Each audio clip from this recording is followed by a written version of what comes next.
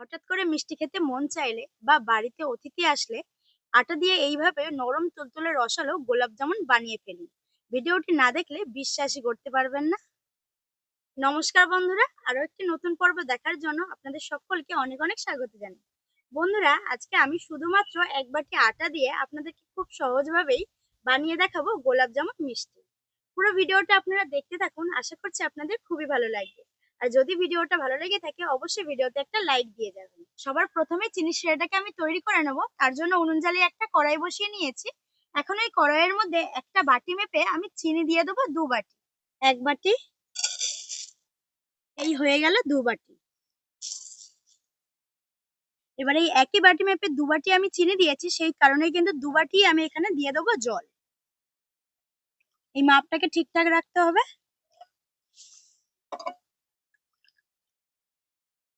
2 বাটি জল দিয়ে দিলাম। এখানে এবার কিন্তু আমি কিছুই দেবো না, শুধু চিনিটাকে গলিয়ে একটু ফুটিয়ে নেব, আর কিচ্ছু করবে না এর মধ্যে। এখন শিরাটা খুব সুন্দরভাবে ফুটে উঠেছে আর চিনিটাও খুব সুন্দরভাবে গলে গেছে। এখন এই শিরাটাকে আমি নামিয়ে নেব, দিয়ে একটা থালা উপর দিয়ে ঢাকা দিয়ে রেখে দেবো। এরপর মিষ্টি বানানোর জন্য ডোটাকে তৈরি করে নেব। তার জন্য একটা বাটি মেপে এখানে আমি নিয়ে নিয়েছি 1 বাটি আটা। তো আপনারা যে কোনো আটা এখানে নিয়ে নিতে পারেন। তো এই আটাটাকে প্রথমে আমি একটা চালনির সাহায্যে চেলে নেব। এতে করে কি হবে, আটার মধ্যে যদি কোনো দানা ভাব থাকে তাহলে কিন্তু সেটা চলে যাবে। তো এই কারণে কিন্তু চেলে নিতে হবে। এখন ওই একই বাটি মেপে এখানে আমি নিয়ে নিয়েছি 1 বাটি গুঁড়ো দুধ। তবে এটা কিন্তু চালানোর কোনো দরকার নেই, এটা এমনি নিয়ে নিলেই হবে। দিয়ে দেবো কয়েকটা এলাচের দানা। তবে বন্ধুরা, আপনারা চাইলে এই এলাচের দানার বদলে এলাচের দানাটাকে গুঁড়ো করেও এখানে ব্যবহার করতে পারেন। তবে এরকম দানা দিলে কিন্তু মুখে পড়বে, খেতেও ভালো লাগবে। তবে আপনারা যদি না চান, এটাকে গুঁড়ো করে দেবেন এখানে। আর সবার শেষে এখানে আমি দিয়ে দেবো 1 চিমটি বেকিং সোডা। একদম 1 চিমটি, আমি যতটা উঠেছে ঠিক ততটাই নিয়েছি। তবে আপনাদেরকে বোঝানোর জন্য একটা চামচে আমি দিয়ে দেখিয়ে দিচ্ছি। আমার 1 চিমটেতে কিন্তু এতটাই উঠেছে, তো একটা দিয়ে দিচ্ছি আমি। দিয়ে সবকিছু খুব সুন্দরভাবে মিশিয়ে নেব। শুকনো উপকরণগুলো খুব সুন্দরভাবে আমি মিশিয়ে নিয়েছি। এবার আমি এর মধ্যে দিয়ে দেবো ঘি। তো এখানে আমি 1/2 চামচ ঘি দিয়ে দেব।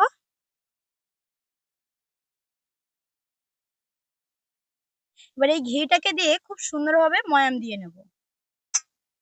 খুব ভালোভাবে কিন্তু ময়ামটা দিয়ে নিতে হবে। এই দেখুন, মুঠি করলে মুঠি হয়ে যাচ্ছে, আর না ভাঙলে কিন্তু ভাঙছে না। তো এবার ময়াম তো দেওয়া হয়ে গেছে, এখন আমি অল্প অল্প জল দিয়ে একটা ডো তৈরি করে নেব। জলটা একসাথে বেশি দিয়ে দিলে কিন্তু ডোটা নরম হয়ে যেতে পারে, তাই এইভাবে অল্প অল্প জল দিতে হবে। আর যদি জল দিতে না চান, সেক্ষেত্রে আপনারা দুধ দিয়েও ডোটাকে তৈরি করে নিতে পারেন।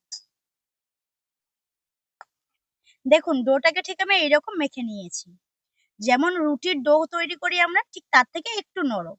তো এবার এটাকে আমি ঢাকা দিয়ে 5 মিনিট রেখে দেবো। ফিরে এলাম 5 মিনিট পর, আর হাতটাকেও কিন্তু খুব সুন্দরভাবে ধুয়ে এসেছি। এবার 2 হাতের মধ্যে অল্প একটু ঘি লাগিয়ে নেব। আপনারা চাইলে এই ঘিয়ের পরিবর্তে সাদা তেলও এখানটা হাতে নিয়ে নিতে পারেন। কারণ এখানে নিলাম একটাই কারণে, আমরা যখন মিষ্টিটা সেভ দিতে যাব তখন কিন্তু হাতের মধ্যে লেগে যেতে পারে। তাই ঘিটা আমি এখানটা হাতের মধ্যে নিয়ে নিয়েছি।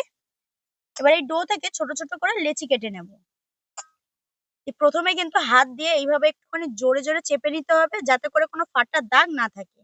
ফাটা দাগ থাকলেই কিন্তু তেলে ভাজার সময় মিষ্টিগুলো ফেটে যেতে পারে। তো ভালোভাবে কিন্তু প্রেস দিয়ে দিয়ে এইভাবে একদম জুড়ে নিতে হবে। তারপরেই কিন্তু 2 হাতের সাহায্যে এইভাবে একটু গোল করে নেব। বন্ধুরা, আপনারা চাইলে মিষ্টিটা কিন্তু গোলও করতে পারেন, তবে আমি কিন্তু গোল করব না, একটু লম্বা মতো করে দেব। তো আপনাদেরকে আমি দেখিয়ে দিচ্ছি। তো প্রথমেই গোল করে নিয়েছি, এবার 2 হাতের সাহায্যে এইভাবে একটু লম্বা করে নেব। দেখুন, ঠিক এইভাবে লম্বা করে নিয়েছি। তো আমি প্রথমেই বললাম যে আপনারা যদি গোল করতে চান তো গোল করে নেবেন, আর নয়তো আমার মতো করে এরকম লম্বাও শেপ দিয়ে নিতে পারেন। তো একে একে এইভাবে আমি লম্বা মতো করে শেপ দিয়ে নেব।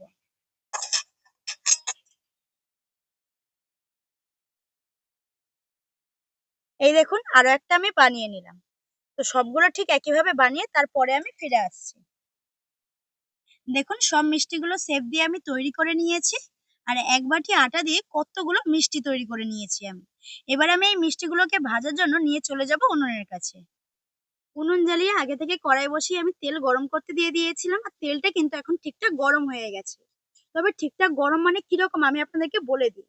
আঙুল যাতে তেলের মধ্যে ডোবানো যাবে, তবে রাখা যাবে না, ঠিক এরকমই কিন্তু তেলটাকে গরম করে নিতে হবে। তো এখানে কিন্তু ডোবাতে পারছি, তবে রাখা যাবে না।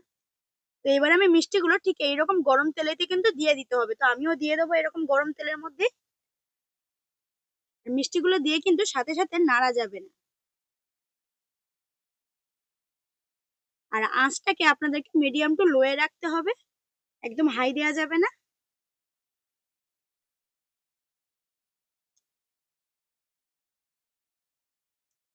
সমস্ত মিষ্টিগুলো আমি দিয়ে দিয়েছি তেলের মধ্যে, এখন আর নাড়াচাড়া করব না। এই মিষ্টিগুলো নিজে থেকে যখন ভেসে উঠবে তারপরেই কিন্তু আমি নাড়াচাড়া করব। তো এইভাবে আমি এখন ছেড়ে দেব। দেখুন আস্তে আস্তে কিন্তু এইভাবে বুদবুদ করে ফুটে উঠছে। তো আমি নাড়াচাড়া করব না, শুধুমাত্র কড়াইটা ধরে এইভাবে একটুখানি নাড়িয়ে দেব। এই দেখুন 2 মিনিট পরে মিষ্টিগুলো কিন্তু আস্তে আস্তে নিজে হতেই ভাজতে শুরু করে দিয়েছে। ঠিক এই পর্যায়ে আঁচটাকে একটু বাড়িয়ে নেব, দিয়ে হালকা একটু নাড়াচাড়া করে নেব। বন্ধুরা, এর আগে তো আপনারা গোলাপ জামুন দোকান থেকে কিনে খেয়েছেন, তবে একবার এইরকম ভাবে বাড়িতে বানিয়ে দেখবেন। স্বাদ কিন্তু খুবই ভালো হয়, আর তাছাড়া বানানো ভীষণই সোজা। তো আঁচটাকে বাড়িয়ে নেওয়ার পরে 7-8 মিনিট ধরে এইভাবে একটু নাড়াচাড়া করে নিয়েছি। আর দেখুন মিষ্টিগুলোর মধ্যে কত সুন্দর একটা কালার চলে এসেছে। তো এবার ঠিক এই সময়ে আমি এই মিষ্টিগুলোকে তুলে নেব। এর থেকে বেশি আর কালার করব না, কারণ ঠান্ডা হয়ে যাওয়ার পরে কিন্তু আরো কালার ফুটে উঠবে।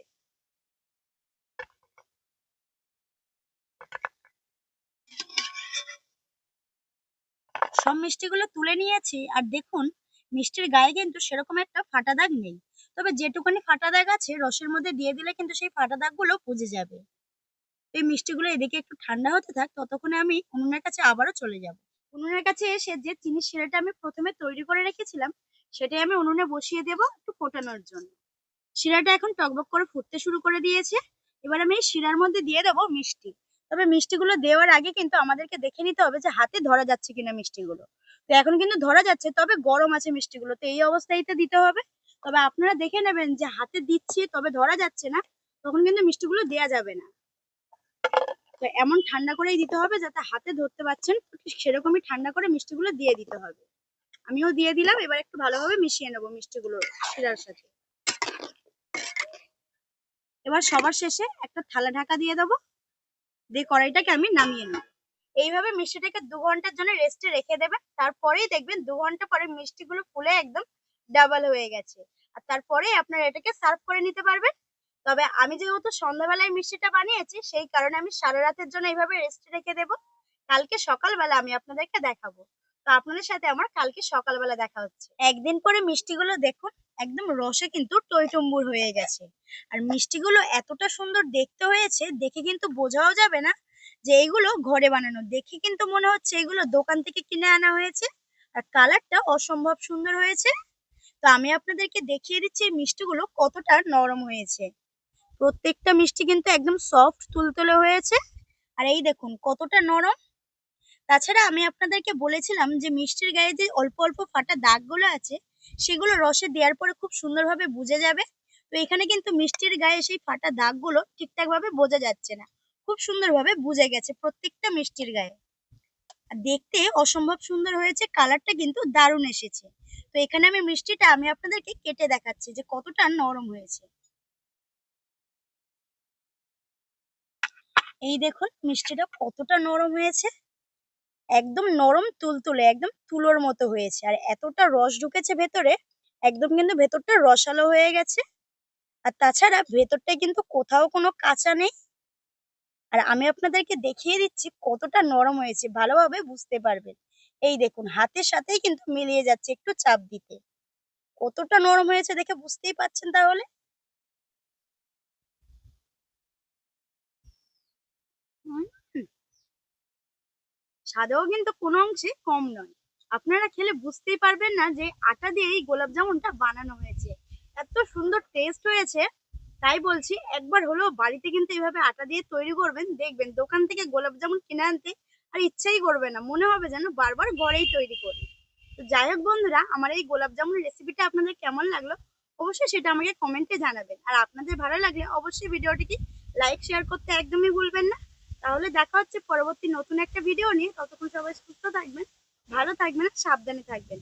আর যারা এখনো পর্যন্ত আমার চ্যানেলটিকে সাবস্ক্রাইব করেনি, অবশ্যই ইউটিউব চ্যানেলটিকে সাবস্ক্রাইব করে আর ফেসবুক পেজটিকে ফলো করে আমার পাশে থাকবেন। আজকের মতো টাটা।